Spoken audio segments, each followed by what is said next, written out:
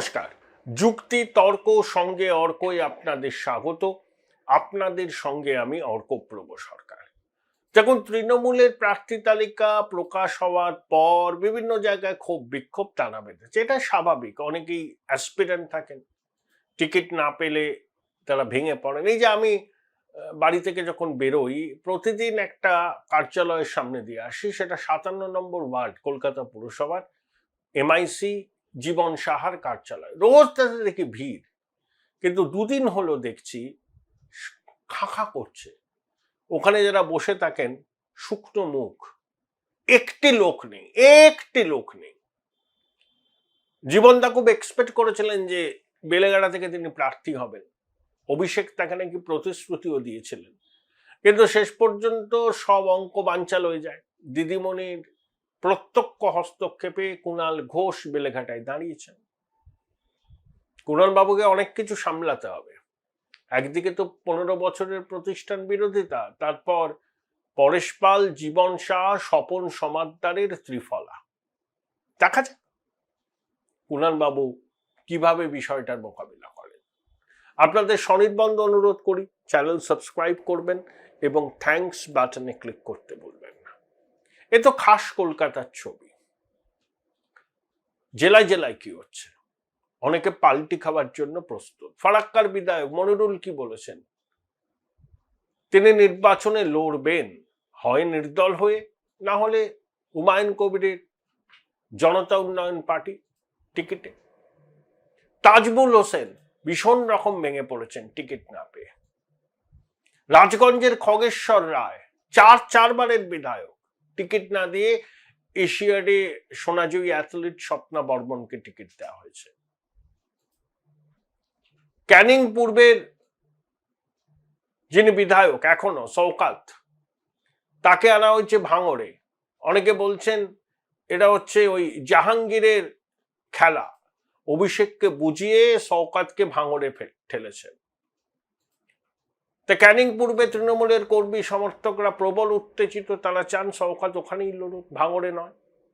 অভিষেক ডেকে পাঠিয়েছিলেন শওকাতকে। শওকাত বলেছেন যে আশা করছেন ইতিবাচক কিছু হবে। জেলায় জেলায় এরকম প্রার্থী তালিকা নিয়ে ক্ষোভ বিক্ষোভ তুঙ্গে। অসিত মজুমদার বলেছেন আমি রাজনীতিই ছেড়ে দেবো। তপন দাশগুপ্ত সম্ভবত টিকিট পাননি। বিবেক গুপ্তা সেভাবে রাজনীতি করেন না, কিন্তু তাকে একেবারে বাদ দিয়ে দেওয়ার রাজনীতিকে বানবেন? লাভলি মৈত্রকে কেউ চাইছিল না তৃণমূলের ওখানে, এমন ছড়িয়েছেন তিনি 5 বছরে। সেই লাভলি মৈত্র আবার টিকিট পেয়েছেন, কান্নাকাটি করেছিলেন টিকিট পাবেন না শুনে। তা দিদিমণি তো, তার হৃদয় খুব কোমল, লাভলির কান্না শুনে তার অনুরোধ ফেলতে পারেনি, ও টিকিটটা দিয়ে দিয়েছেন। 74 জন প্রার্থী বদল হয়েছে, 15 জনের কেন্দ্র বদল হয়েছে, সব ঠিক আছে। হাবড়াতে জ্যোতিপ্রিয় মল্লিককে ওখানকার মানুষ মেনে নেবে? মেকলিগঞ্জে পরেশ অধিকারীকে ওখানকার মানুষ মেনে নেবে? একসময় কুচবিহার জেলায় তৃণমূল কংগ্রেস দলটাকে যিনি নিজের হাতে করে গড়েছিলেন, সেই রবি ঘোষ এখন এক কোণে অন্ধকারে পড়ে রয়েছেন, তার কথা কেউ ভাবেই না। কুচবিহার শহরের চেয়ারম্যান ছিলেন, অভিষেকের নির্দেশে সরে দাঁড়িয়েছিলেন। ইচ্ছা ছিল নাটাবাড়ি থেকে আবার লড়বেন, বলা হয়েছিল তুফানগঞ্জে যাও। অভিষেক এই রবিদা রাজি হননি, বসে গেছেন অনেকে। পুরনো তৃণমূলের কর্মীরা সব বসে গেছেন কুচবিহার।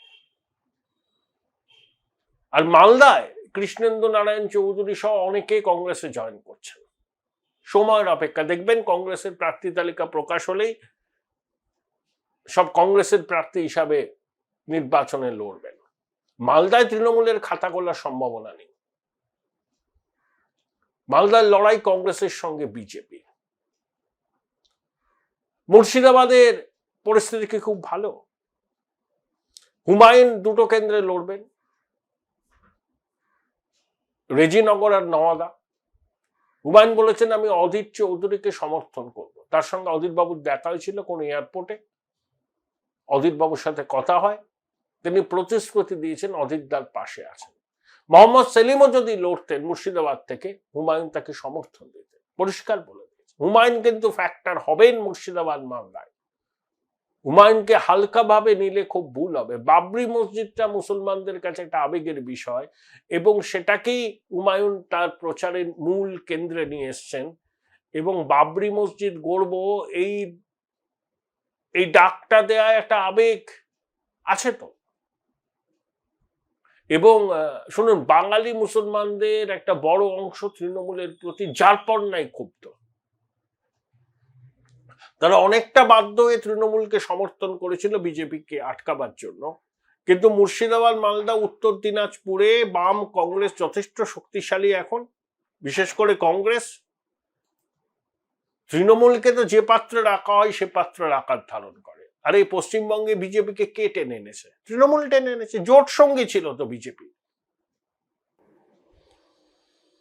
প্রয়াত বুদ্ধবাবু, জ্যোতিবাবু একটা কথা বলতেন যে মমতা বন্দ্যোপাধ্যায় সব থেকে বড় রাজনৈতিক অপরাধকে তিনি এ রাজ্যে বিজেপিকে টেনে এনেছেন। এটা বাংলার মুসলমানরা বোঝেন না? নিশ্চয়ই বোঝেন। উপায়ন্তর না দেখে তারা তৃণমূলের পাশে দাঁড়িয়েছেন। এখন মুর্শিদাবাদ, মালদায়, উত্তর দিনাজপুরে কংগ্রেস ধীরে ধীরে পায়ের তলায় জমি পাচ্ছে। অধীর চৌধুরীর প্রার্থী হওয়া অনেক হিসাবকে বদলে দেবে। মনোজ চক্রবর্তীও শুনছি প্রার্থী হবেন। তাই বাঙালি মুসলমানদের, বিশেষ করে মুর্শিদাবাদ, মালদা, দিনাজপুর, এই 3-4টে জেলায় তাদের কাছে অল্টারনেটিভ এসে গেছে কংগ্রেস, কোনো কোনো জায়গায় বাম। তৃণমূল মুর্শিদাবাদে আগের বার পেয়েছিল 20টা, এবার 6 থেকে 7টা আসন পাবে। মালদায় খাতা খুলতে পারবে না।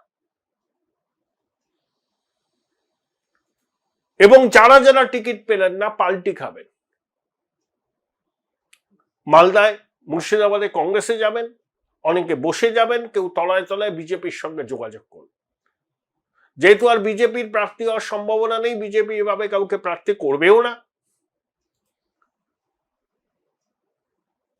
তারা কিন্তু বসে যাবেন এবং তলায় তলায় দলীয় প্রার্থীকে হারাবার জন্য যা করার করবেন। এই যে এন্টালিতে ওটা সাহা পরিবারের জমিদারি হয়েছে। স্বর্ণকমল শাহ পারছেন না, অসুস্থতার জন্য তার ছেলেকে প্রার্থী করা হলো। ওখানে একজন কাউন্সিলর আছেন, তার ডাকনাম ববি। আরো অনেকে আছেন।